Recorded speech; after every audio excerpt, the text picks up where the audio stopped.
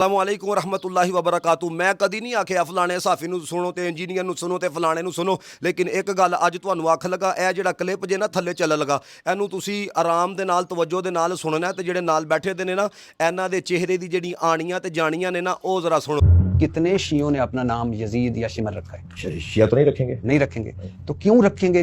حضرت علی کے بیٹے کا نام عمر، حضرت حسن کے بیٹے کا نام عمر، حضرت زینب العابدین نے اپنے بیٹے کا یہ نام کہاں سے طے ہے کہ حضرت عمر ابن خطاب کا نام ہے؟ یزید اور شمر ممنوع ہو گئے جب سے واقعہ کربلا ہوا۔ میں تو اپنے بیٹے کا نام یزید یا شمر نہیں رکھوں گا، میں شیعہ بھی نہیں ہوں، تو کیوں رکھے ان لوگوں نے اس لیے کہ ان کے نام اگر نہیں تھے نا اتنی یہ۔ بڑی ناراضگی تھی، اتنا نہیں، ان کے نام نہیں تھے نا یہ۔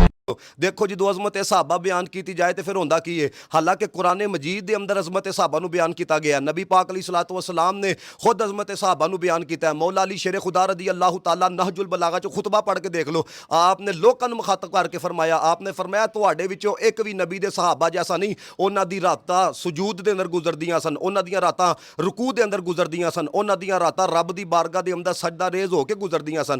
اس وجہ دے نال اسی کل بھی صحابہ دے نال ساں، اج بھی صحابہ دے نال ہاں۔ صحابہ دی شان بیان کر تاں بھی سانوں ٹھنڈ پیندی ہے، اہل بیت دی شان بیان کر تاں بھی ٹھنڈ پیندی ہے۔